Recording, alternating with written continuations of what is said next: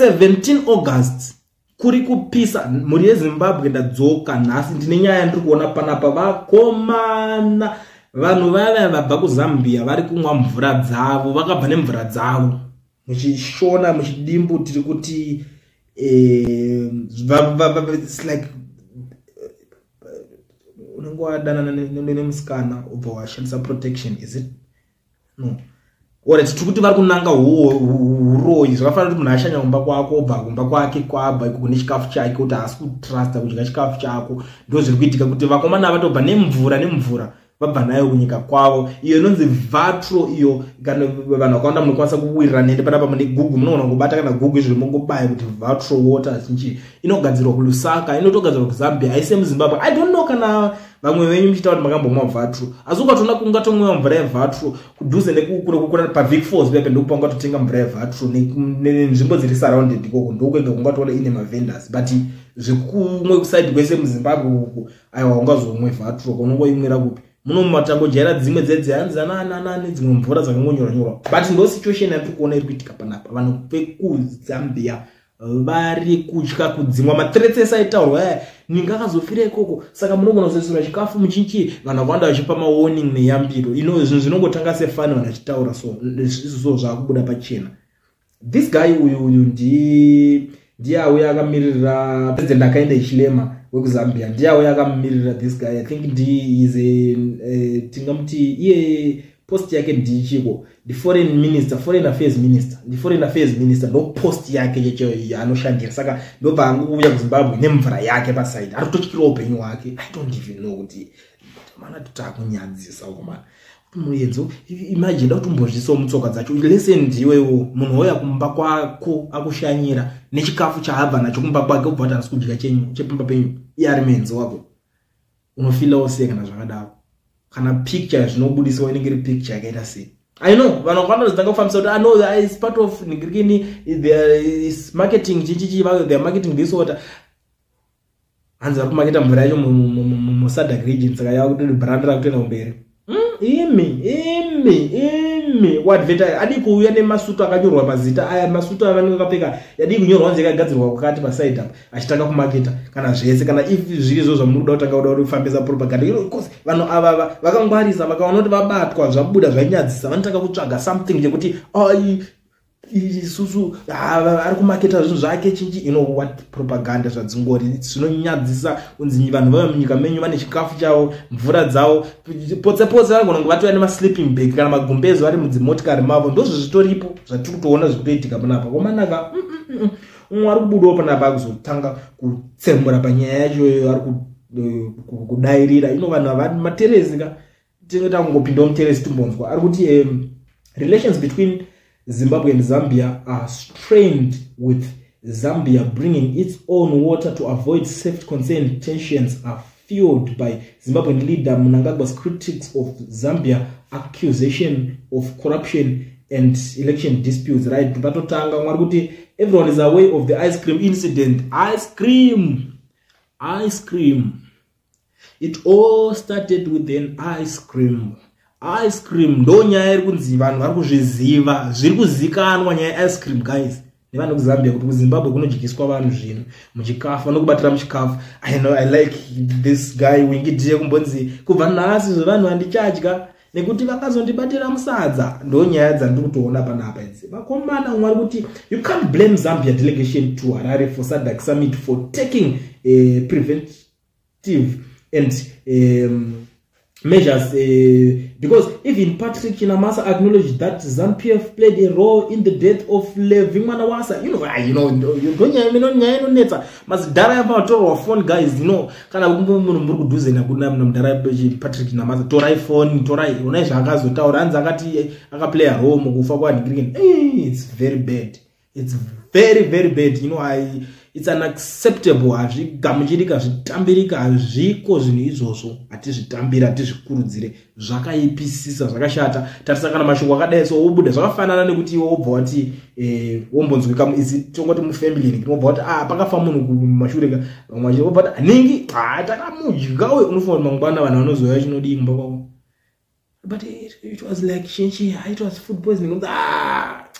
poison to manufacture kuno kuzuzu makutanga kuna matrix. It doesn't make sense. I think vanhu vaya vanenge vati kure vaya vanenge vane pfungwa dzinenge dzane nguru vanofanira kugariswa paside because zvinokonzeresa nhasi ndimi vanhu muri kuona zvinhu zvichiitika because of all these leaders, but magrudges enyika akatanga kuenda zvikazopedzera zvanhanhira muvanhu hazvichatori gadzirisiki because zvimwe zvinotangwa nemaleaders. Mutanga kutovengana zvakutopinda muvanhu hazvichatogadzirisika, vanhu vakutovengana zvatokuvengana kwemarudzi ndo matangira azvo. Saka vanhu vakaita sevavo maleaders vanenge vakaningirana vanofanira kutotorerwa kana mafoni imi mamusi kubvunza kutaura kana anything pamusoro pezvinhu zvinenge zvichiitika because mangwana tinosara tave kunyara. Chokwadi mwari kuti kufamba nembuwa ndokugona. Mwari kuti imagine if we were going to war, most Zimbabweans would be on Zambia side. Mwari kuti did Ramaphosa attend this useless meeting? Not yet. Asatamona Ramaphosa anambodzika pa airport unless kana azouyawo virtually because mazuva zvakone technology guys vanongokuereka nangoti atongodonhera mungekini mumo zvinoona kuitika. Mumwe akati tsuro akati fambe initerere pakarepo hana yatsuro yakati ba akafunga kuti zvakarovera gudo mbizi mhiyo akati gudo hana atasa akavhura meso akati tisvike umbuto titsvire mpoto tsviramo pakashata ndaibata hangu metsi yakutaura ndaibata hangu ndamutanga ndambofunga kuti it's useless comment. Alright, mwari kuti Zambia is a very correct to be cautious because we all know you can't put it past ZANU-PF to do such shenanigans. Besides, prevention is better than cure. Prevention is better than. Saka mbomba mango pfeka kwa moriko. I think upana pa zvatongana zvatobudiswa prevention is better than cure. Because atidi kuzonzwa kadzimwe nyaya kuti makazono dede. Zviri nani kupreventa pane kuzoita se kuzorapa kunonetsa. Ungakuti but why Mnangagwa still wants to remain in power? Because kune mari, power mune mari amadzadiwa. Vakatoregedza mabasa ekutonga iva vanoita rimwe rechi rinowapa mari.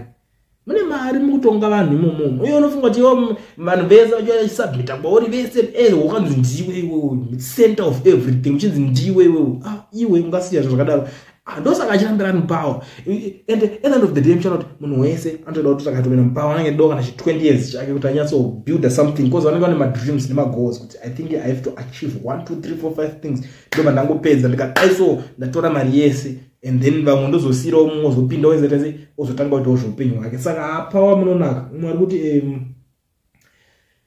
Zimbabwe's Mnangagwa is bully. Alright, mwari kuti ice cream moves. Ice cream ikunetsa kuma mwari kuti smart move otherwise munofa. Umanaka ayona it's embarrassing. Zvonyadzisa isusu vanhu kunyika kwenyu mimi kunowiwa nevanhu vane chikafu chavo. Guys, ngatimbozvigarire pasi timbonyatsokuonesana kunzi kunyika kwenyu wonzi kumba kwenyu kukushanya munhu vaenza kuya kumba kwenyu wewe vanouya vane chikafu chavo imbozvisawo mucommon sense uri wewe umanaka umari kuti they should guard against radiation poison. Ukuona umari kuti what did you expect if they can threaten a sitting president of a neighboring country? Can you really trust them? They should have stayed away. That's what's there for them. So in it first ndichinzwa nyaya dzichinzi vakana vachizouya vanofana kuya nemvura dzavo chikafu chavo zvatokutaka sefani kwandiri because hondo yaya inenge ichiitika pavanenge vachirwisana pamasocial media worldwide vanhu vese vanenge vachiona vanhu havasisiri mabalance kuti information inoregedzwa kusvika kwavari but chinoitika ndekuti kunoko kwakawanda vanhu vahukuri vanoti tonozoona vari kuthreatena but havasi kuti vari kuthreatena nezvinhu zvinotese zvinokuwadzisa ndozvona vanenge vakateerera zvavo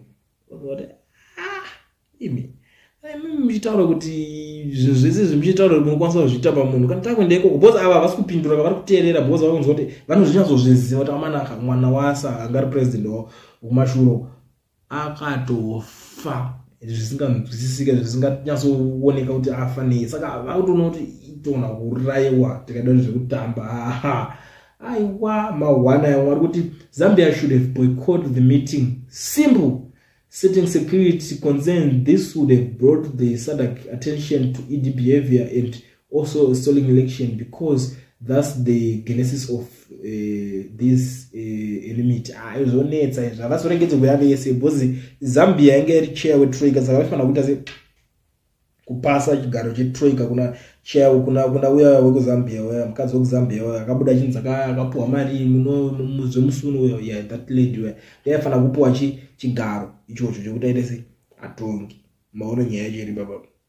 Saka zvafana kupuwa chigaro chicho inotori nyaya yekuti zvine zvakutongonetsa anga chadi vanotongotumira ma foreign ministers, foreign affairs minister ivavo votongouya but ivo ananigrino vacho foreign minister affairs angaitwa sei zvake minister of foreign affairs angaitwe apa kuti adi nani haana kana akambomuthreatina kana chii saka zvinenge zviri safe kuside kwake plus it's not like the way amunomutongofunga because chinobohera vanhu ivava ndechekuti those people vari kuzviita vari kufambisa mashoko avo ebato ravo irori vakaita zvinhu izvi havasi kuziva kuti zviri kuzonoaffecta ukama mangwana hwevanhu ava vari kuzotongana because inini ndinawo takada kutaurira nezve so titi pana akamboona id wacho here akabata foni achinzi ari kushaudhana nevanhu vekuzambia unoona musha kunze kwepaipa chete paakangoenda kurussia achitaura nyaya achiti iro nyaya iri kuitika ndeyekuti america vanozodai so vachidai nezambia chichichi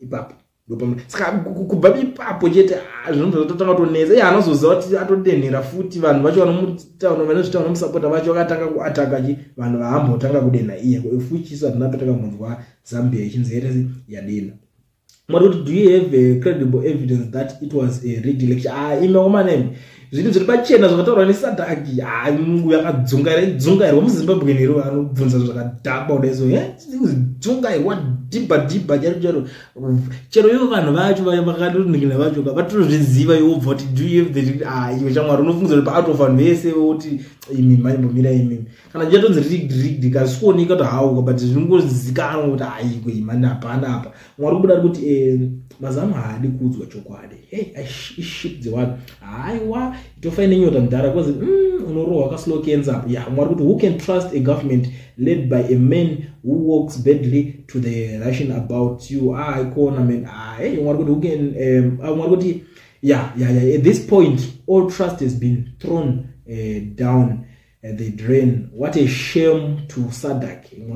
ED is an election rigger and world knows ED no matter what you remain illegitimate. Ndo nyaya yatiri kuona panapa guys iri kutaurika pari kunetsa pari kupisa inondambotsaya kufamba nemi ndichionesana nemi zvimwe zvikuitika but mawani waya zvinhu hazvina kumira mushe wakwana ndo situation iri kuitika vanhu vekuzambia vava nemvura dzavo havasi kwanisa kutrusta kumwa mvura yekubuda mumabhodhoro kana kuti pangava pai kana kuti mumabhohoro eni pese pari kunze Zimbabwe havasi kukwanisa kusangana nemvura iyoyo vari kumwa dzavo dzavabva nadzo kunyika yavo pamwe vari kutyawo kuita chirwere chemudumbu inoziva kuna mwana mvura yekunzi wedha pane zvimwe zvokuti mumwe munhu akasvika kune imwe nyika akamwa mvura ikoko anogona kuita mudumbu achivhunduka bhozi mvura dzakasiyana pamwe nazvo ndo zvaari kuzviitira I don't know imi mukufunga kuti ari kuita kuti mvura guys tell me what you think in the comment section.